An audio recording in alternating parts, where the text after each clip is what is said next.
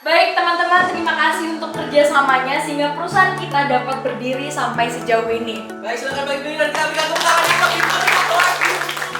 Hai, kenalin, saya Tasya dan ini Axel, sahabat terbaik saya. Semua yang kalian lihat, penghargaan, kesuksesan, hanya bagian kecil dari cerita kami. Ini bukan tentang sahabat atau percintaan. Ini tentang membangun sebuah relasi, reputasi, dan peran yang bermanfaat untuk dunia. Saya itu orangnya suka sekali berkomunikasi. Suka berteman dengan banyak orang dan aktif terlibat di berbagai kegiatan kampus. Dan karena kemampuan komunikasi dan negosiasi yang mumpuni, saya bisa makan di kantin meskipun lupa bawa uang. Temen kamu belum bayar, kamu yang bayar. Oh, Tasya. Suatu ketika, Cindy teman kami punya produk yang mau dijual. Bagus banget produknya, tapi dia bingung gimana cara jualnya. Akhirnya, kami membantu menyusun strategi branding untuk produknya seperti merancang strategi promosinya, mendesain label dan kemasannya, menentukan caption media sosial yang tepat, dan juga memilih influencer yang cocok untuk promo produknya. Sejak saat momen itu, kami sadar hal ini berarti bisa menjadi peluang bisnis yang bisa membantu banyak orang lain juga. Sejak saat itulah kami percaya diri untuk memulai bisnis kami. Awalnya, kami memang hanya dibayar kecil-kecilan, sampai akhirnya klien percaya untuk investasi dana lebih, sehingga kemudian kami jadi punya penghasilan besar. Bahkan, selanjutnya kami mendirikan kantor branding consultant. Namun, this is life. Waktu seminar, Axel akhirnya memutuskan untuk mengundurkan diri dari branding consultant kami. Beralasannya memang kuat, karena Axel diterima di perusahaan global tempat dia magang ketika program 2+1+1 berjalan. Tapi nggak ada masalah soal pertemanan kami. Sejak hari itu, saya dan Axel terus membangun relasi meskipun kami menempuh jalur karir yang berbeda. Sahabat saya Axel dengan posisi strategisnya di perusahaan global, dan saya dengan bisnis branding consultant yang terus berkembang. Sama sekali tidak menjadi halangan untuk kami terus bekerja sama. Bahkan, kami akan berkolaborasi merencanakan sebuah event besar untuk perusahaan Axel bekerja. Wait, dia pengen ke toilet ya? Ternyata menjadi sukses itu tidak hanya tentang diri sendiri. Sukses itu tentang bagaimana hidup kita bisa memberi banyak manfaat juga bagi orang lain. Tasya.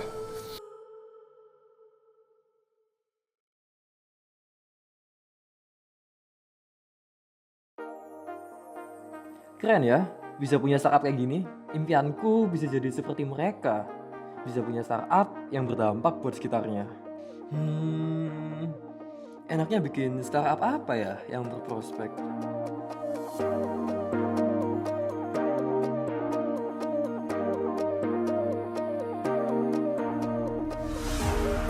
Sil, cita-cita kamu apa sih?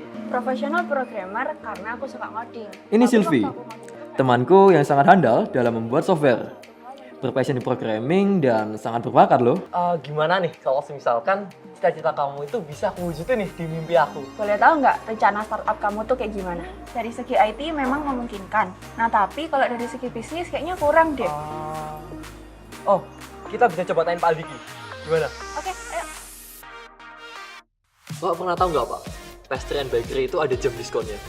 Iya, kemudian Kita bakal buat platform digital e-commerce buat jualin sisa-sisa rotinya. Selain nambahin profit juga, rotinya juga nggak bakal kebuang Pak. it's a good idea. Mungkin untuk progresnya sudah sampai sejauh mana? Bapak hanya sedikit menambahkan mengenai prototyping, business plan, dan marketing plan gitu ya. Kemudian untuk prototyping, di sini Anda fokus untuk membuat website ya. Bagaimana website tersebut semakin mudah customer menggunakan website Anda, maka website Anda semakin bagus gitu ya. Jika Anda sudah selesai membuat prototipe tersebut, silakan kembali kepada saya. Nanti akan saya bantu untuk mencari investor untuk bisnis kalian.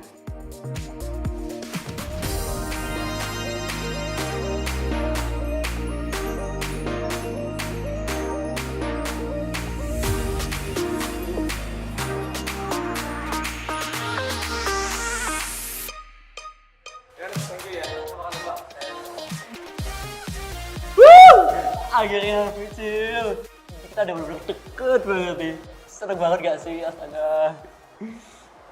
Nus, aku mau ngomong sesuatu. Kamu pasti ada ini lagi nih kan? Sorry, aku keterima di US.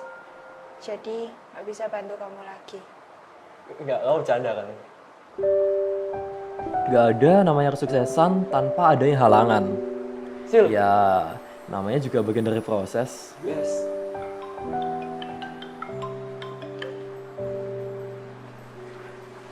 Halo, ya Pak. Sudah, kalian berdua tenang saja. Sylvie tetap fokus untuk mengejar impian untuk menjadi seorang profesional di US. Tapi di lain sisi, ilmu yang kamu dapatkan di sana dapat kamu implementasikan untuk membantu bisnis Yohanes. Tahap selanjutnya, Yohanes perlu merekrut seorang programmer. Tapi untuk main sistem dan idenya tetap dari Sylvie. Gimana, setuju? Setuju. Aku percaya ini baru awal dari sebuah kesuksesan. Tentu saja ini nggak luput dari dukungan orang-orang yang ada di kampus. Meskipun aku dan Sylvie beda jarak, tapi itu bukanlah halangan asal kita berani bersama untuk melangkah maju menggapai mimpi.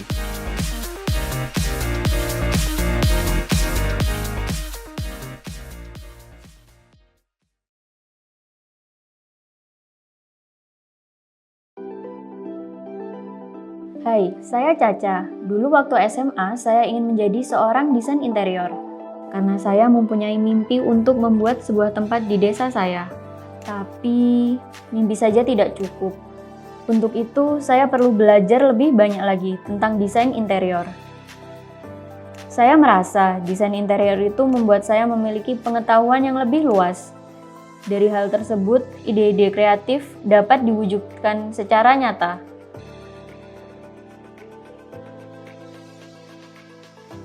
Tidak hanya pengetahuan yang saya dapatkan, tapi juga pengalaman membuat proyek bersama teman-teman untuk membuat desain ruangan apartemen. Dari proyek-proyek kecil ini menjadikan kita memiliki banyak pengalaman baru.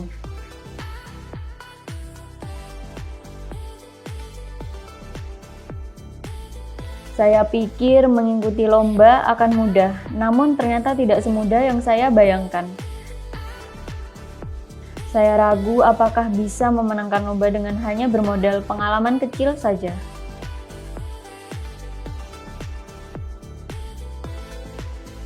Kalau Caca masih mempunyai impian untuk membangun desa, tetap semangat dan jangan menyerah. Saya dengan lebih bersemangat mempersiapkan desain saya sedetail dan sekreatif mungkin. Saya yakin dengan ide saya menggunakan rotan yang ramah lingkungan akan membuat saya berkesempatan untuk menang. Ternyata hasilnya adalah saya menjadi juara pertama memenangkan lomba desain interior. Tidak saya sangka dari lomba tersebut ada perusahaan besar yang tertarik untuk bekerja sama.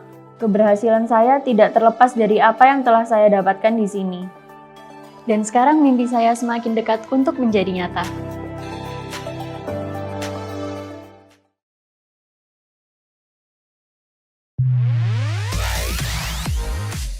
Halo, nama saya Fauzan dan saya suka sekali mendesain dan mengikuti perkembangan teknologi. Sekarang saya sedang mendesainkan produk UMKM kopi milik teman saya. Saya menemukan ternyata UMKM tersebut kurang memahami tentang pentingnya sebuah desain produk. Tidak hanya kopi milik teman saya saja, saya sering menemukan banyak UMKM lain yang memiliki produk yang bagus, tetapi kurang memperhatikan tampilan desain produknya. Di situ saya sadar apa yang menjadi kekurangan dari desain produk UMKM ini. Permasalahannya terletak logo dan kemasan. Saya pikir mungkin karena banyak orang tidak mengetahui bahwa logo dan kemasan memiliki dampak yang besar terhadap produk yang mereka jual. Saya ingin lewat desain dari packaging kemasan yang saya buat untuk UMKM tersebut bisa memberikan added value dari produk tersebut. Semua pengalaman dan ilmu yang saya terapkan untuk mendesain produk UMKM, saya dapatkan dan pelajari dari kampus saya. Bahkan dosen kampus saya sangat mendukung karya saya dengan sering berkonsultasi lewat tugas dan proyek, lalu bertukar ide. Hal itu mengasah kemampuan saya serta nasihat yang diberikan dosen membuat saya lebih termotivasi dalam berkarya. Sekarang, sudah ada beberapa UMKM yang bekerja sama dengan saya sejak kuliah. Karena proses yang saya pelajari di kampus membuat saya berani berkarya di dunia pekerjaan saya. Semoga dengan karya saya dapat membantu banyak UMKM yang ada, serta menyampaikan pesan ke masyarakat betapa pentingnya sebuah desain produk. Design is not just what it looks like and feels like, design is how it works.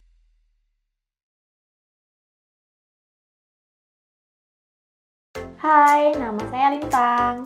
Saya lagi mencari ide untuk mengembangkan bisnis saya. Bisnis saya adalah florist. Dosen saya pernah berkata, ide bisnis itu mudah ditemukan di sekitar kita. Coba untuk mencarinya dan temukan lewat hatimu. Di sini, saya melihat banyak petani yang bekerja keras untuk merawat bunga. Saya ingin sekali membantu mereka. Dosen memberikan arahan yang baik dan mengajak saya untuk mengembangkan bisnis saya lewat kompetisi pitching. Bisnis saya berkembang, tapi di tengah jalan, bisnis saya tidak sesuai dengan yang saya harapkan. Dari yang awalnya ramai pembeli, jadi sepi pembeli. Itu membuat saya down dan berpikir lagi, apakah saya harus bertahan di bisnis ini atau harus beralih pada bisnis yang lain.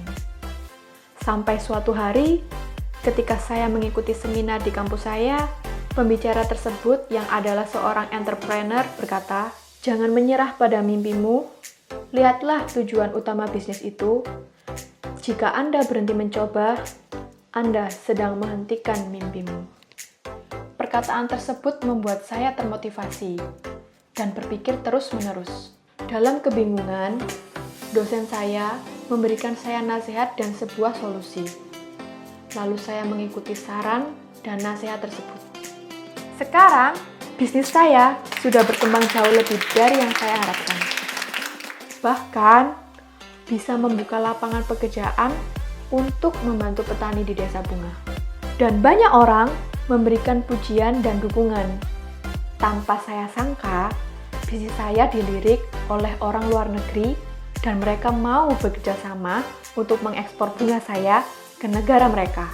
Saya mengerti, semua hal ini tidak akan mungkin terjadi kalau saya tidak mau mencoba hal baru. Buat kalian semua, jangan pernah berhenti mencoba dan jangan menyerah dengan mimpimu.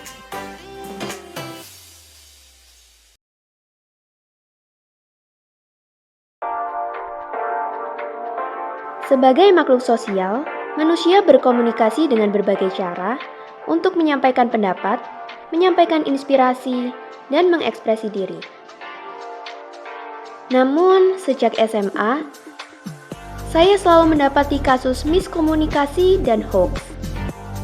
Apa ada yang salah dari cara kita berkomunikasi? Sebenarnya, bagaimana sih cara berkomunikasi yang efektif dengan masyarakat?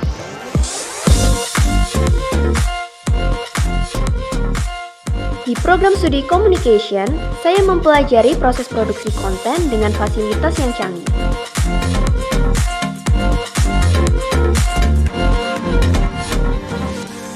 Asisten lab pun selalu membimbing dengan ramah.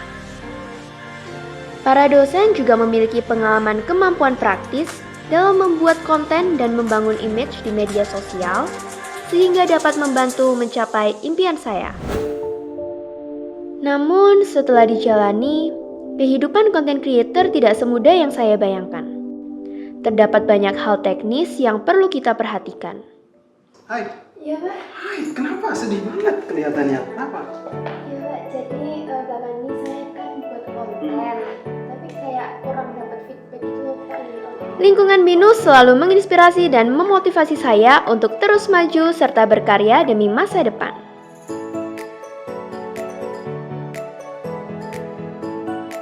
Dengan strategi dan personal branding yang baik, saya mulai membangun karir sebagai content creator. Saya pun perlahan mencapai kesuksesan dan mendapat apresiasi baik dari masyarakat.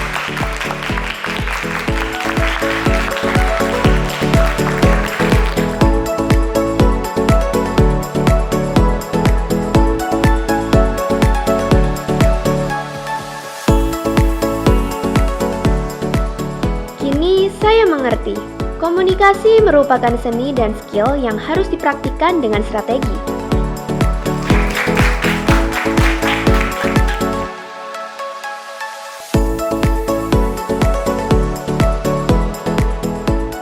Kegigihan belajar dan berjuang akan membuat kita menjadi komunikator sejati.